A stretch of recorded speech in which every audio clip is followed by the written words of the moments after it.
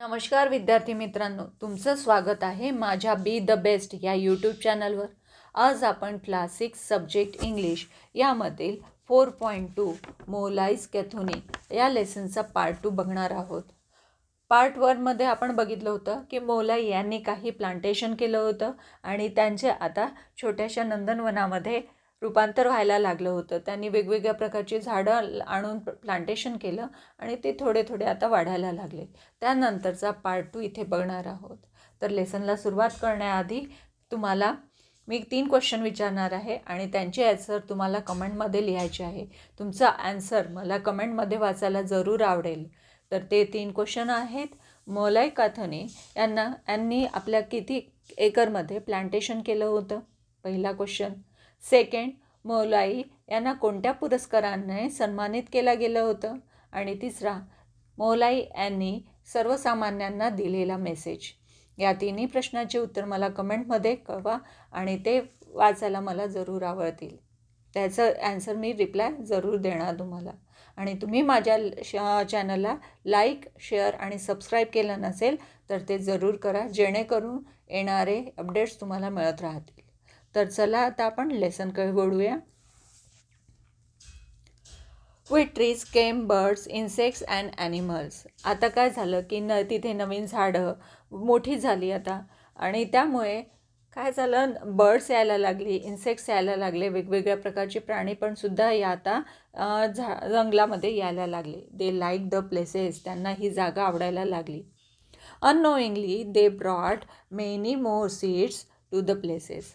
आता तुम्ही सायन्समध्ये शिकलेलंच आहात की बर्ड्स, इन्सेक्ट्स आणि ॲनिमल्स हे काय करतात की प्लांटेशनचा एक मीडियम आहे। त्यांच्या थ्रू प्लांटेशन होऊ शकते। त्यांच्या पायांना, त्यांच्या नखांना काही बी अटकलेले असतात आणि ते एरियामध्ये जिथे जातात तिथे ते बी पडतात आणि तिथे नवीन प्लांटेशन होते। तर अशा प्रकारे या ॲनिमल्स, बर्ड्स आणि इन्सेक्टमुळे नवीन प्रकारचे सीड्स तिथे आणले गेले आणि तिथे नवीन प्रकारची झाडं उगायला सुरुवात झाली होती। The place began to get rich with different forms of lives. आता या एरियामध्ये वेगवेगळ्या प्रकारच्या प्रजाती पण सुद्धा आता ॲनिमल्सच्या प्रजाती तिथे दिसायला लागल्या। Even then Molai did not abandon his work. तरी एवढं सगळं वाढल्यानंतर मोलाई यांनी आपलं काम अर्धवट सोडलं का? नाही, ते आपल्या कामामध्ये सतत प्रयत्नशीलच होते। The forest now became a second home for him.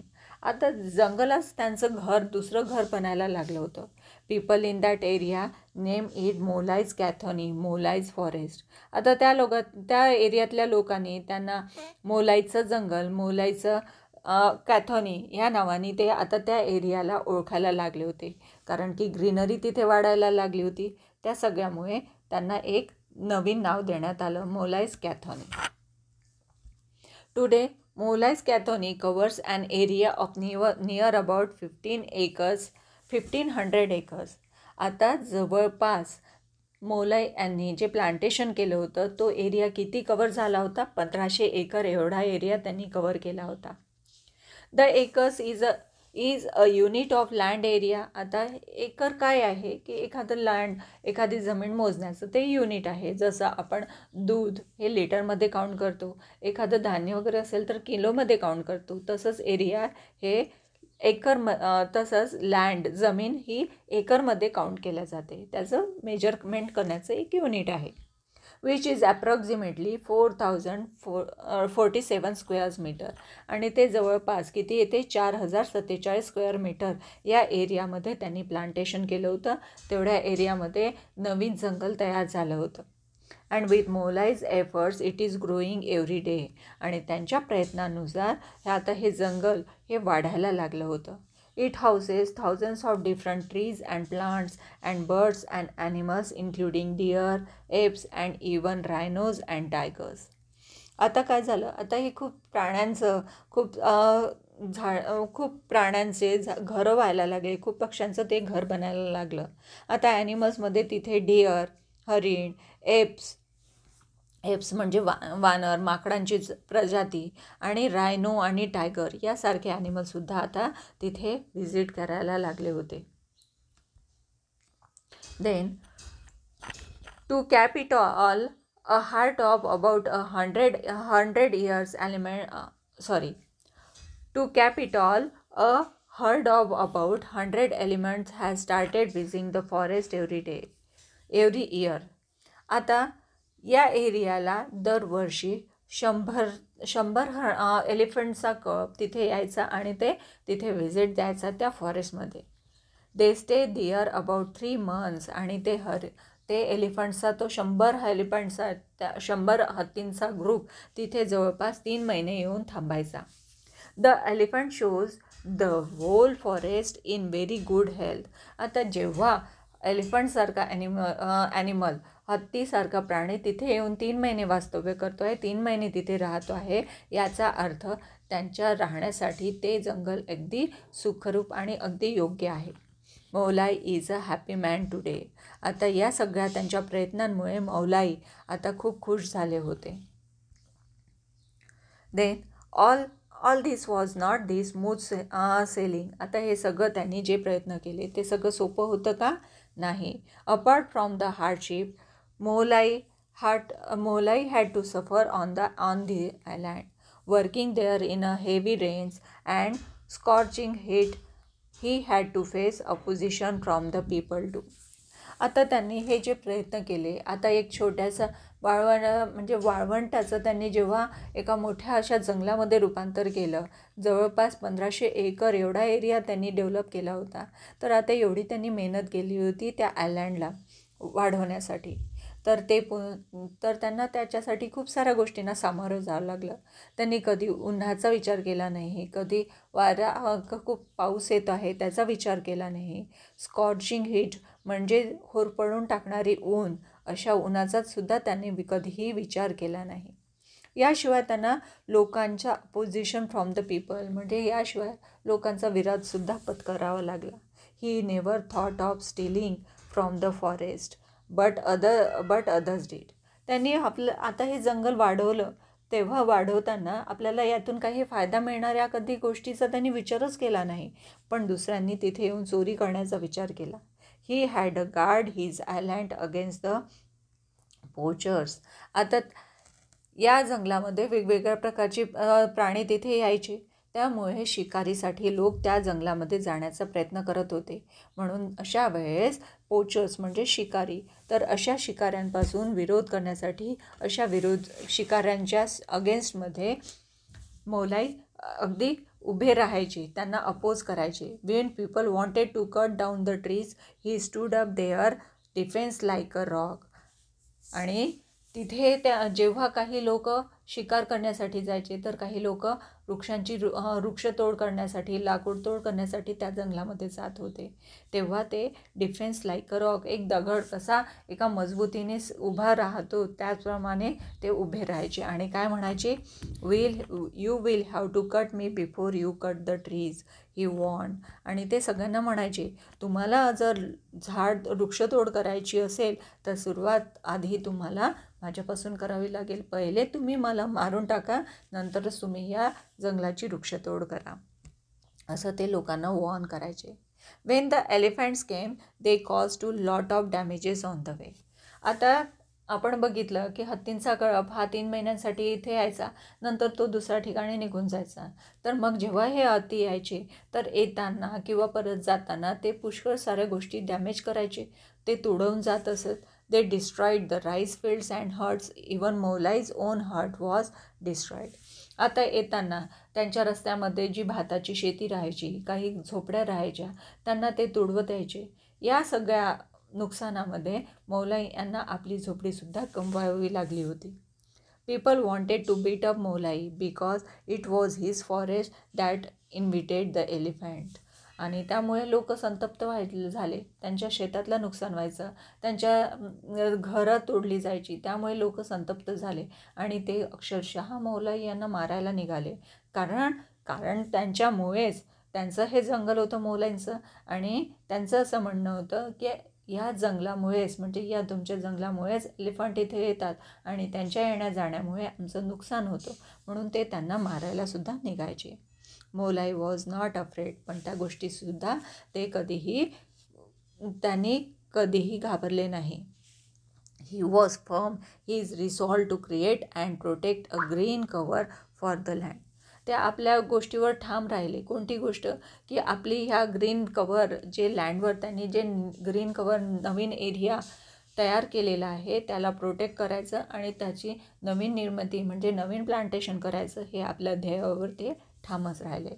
In the end most people left the area. They shifted the village to make the way for the elephant. मग सरतेशेवटी काय झालं की आता लोकांनाच कळून आलं की हा व्यक्ती एवढा मेहनत घेतो आहे की झाडाचं संवर्धन व्हायला पाहिजे, निसर्गाची साथ देण्यासाठी हा व्यक्ती तळमळतो आहे. तर शेवटी लोकांनीच काय केलं की आपल्या तिथल्या झोपड्यांची वसाहत त्यांनी दुसरीकडे जाऊन त्यांनी वसाहत केली.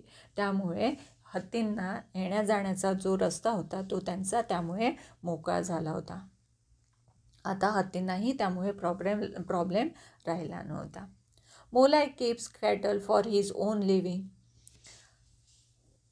Luckily, he was full support from his family. आता मोलाई हे आपल्यासोबत जाणं cattle for his on living स्वतःच्या उदरनिर्वाहासाठी ती जनावरं आपल्यासोबत ठेवत होते. पण या गोष्टीसाठी त्यांच्या फॅमिलीनेही त्यांना खूप सपोर्ट केला होता. They help him in his work in all possible ways. आता त्यांना ज्या प्रकारे शक्य होत असेल त्यांच्या फॅमिली मेंबर्सना त्याप्रमाणे ते मोलाई यांना त्यांच्या कामामध्ये मदत करत होते. Molai children will carry on his work. आणि त्यांच्या मुलांनी त्यांना आश्वासन दिलं की तुमच्या नंतरसुद्धा हे कार्य असंच चालू राहणार आहे, त्यामध्ये खंड येईल का नाही. त्यांनी त्यांना वचन दिलं की आम्हीसुद्धा तुमच्या कार्यामध्ये हातभार लावू आणि तुमचं हे कार्य असंच अविरत सुरू राहणार आहे. आता नेक्स्ट पॅरेग्राफमध्ये people outside Molai's own tribe didn't know about the Molai's work. आता जे त्यांची जमात होती मोलाई यांची स्वतःची ती ट्राईब म्हणजे जी जमात होती त्यांचा जो लोकांची वसाहत होती तेवढ्यांनाच त्यांच्या जंगलाबद्दल माहिती होती, तेवढ्यांनाच त्यांच्या कार्याबद्दल माहिती होती. इतरांना माहिती होती का? नव्हती. One day a photographer roaming in that area found Molai working in his forest and guarding it. आता एके दिवशी काय झालं की त्या एरियामध्ये एक फोटोग्राफर आला आणि तो त्या जंगलातून फिरत होता. तर फिरता फिरता त्याला काय दिसलं की मोलाई त्या जंगलामध्ये काम करतो आहे आणि या जंगलाची राखण तो कशा प्रकारे करतो आहे हे सगळं त्यांनी ऑब्झर्व केलं. When he come to know that Molai had grown the forest single-handedly, he was greatly impressed. आणि जेव्हा त्याला लक्षात आलं, जेव्हा त्याला माहिती मिळाली की मोलाई यांनी स्वतः सिंगल हँडेडली म्हणजे एक हाती म्हणजे एकट्या मनुष्याने एवढं मोठं वाळवंटाचं जंगलामध्ये रूपांतर केलेलं आहे, एवढी ग्रेनरी त्यांनी डेव्हलप केलेली आहे, ही गोष्ट ऐकून तो खूप इम्प्रेस झाला. He told the media newspaper TV channel etcetera about Molai single handed achievement. आता त्यांनी काय केलं की त्यांनी TVला न्यूजपेपरमध्ये न्यूज चॅनलमध्ये सगळ्यांना मोलाईच्या सिंगल हँडेड अचिव्हमेंट म्हणजे त्यांनी एकी हाती घेतलेल्या कार्यक्रमाबद्दल सगळ्यांना माहिती दिली. The forest department was impress too. आता त्या गोष्टीमुळे फॉरेस्ट डिपार्टमेंट हे सुद्धा इम्प्रेस झाले. They decided to help Molai's in his work. आता फॉरेस्ट डिपार्टमेंट त्यांनी पण डिसाईड केलं की मोलाई यांच्या कार्यामध्ये आपण सुद्धा हातभार लावायचा. The government honoured him with the Padmashri award. आणि गव्हर्मेंटनी आपल्या भारत सरकारने त्यांना पद्मश्री अवॉर्ड या पारितोषिकाने सन्मानित केलं होतं. Molai now wanted to spread his message throughout the country. आता मोलाई यांना पूर्ण भारतवासियांना आपला मेसेज एक द्यायचा आहे. Each one of us should plant and grow at least 2 trees. आता त्यांनी कोणता मेसेज दिला की आपल्यापैकी प्रत्येकाने कमीत कमी 2 झाडंसुद्धा लावली पाहिजे आणि लावून चालणार नाही तर त्याचं संगोपनसुद्धा केलं पाहिजे. The trees will take care of the carbon dioxide we produce throughout our life and give us enough oxygen to breathe. Trees काय करतात? जो आपल्याला नको असलेला कार्बन डायऑक्साईड घेतात आणि आपल्याला ब्रिदिंग करण्यासाठी आपल्याला आवश्यक असणारा ऑक्सिजन आपल्याला प्रोव्हाइड करतात. तर यासाठी कमीत कमी आपण 2 झाडांचं प्लांटेशनसुद्धा केलं पाहिजे आणि हे निसर्गासाठी सुद्धा योग्य होणार आहे. Are you ready to help? आता तोच आपल्याला विचारतो आहे. मोलाई यांचंच आपल्याला विचारणं आहे की तुम्ही या गोष्टीसाठी तयार आहात का? की मला हेल्प करण्यासाठी ॲटलिस्ट 2 झाडं लावाल आणि 2 झाडाचं संगोपन करणार का? तुम्ही मौलाई यांना कोणतं रिप्लाय कराल हे कमेंटमध्ये जरूर कळवा आणि तुमचं रिप्लाय मला वाचायला जरूर आवडतील. थँक्यू.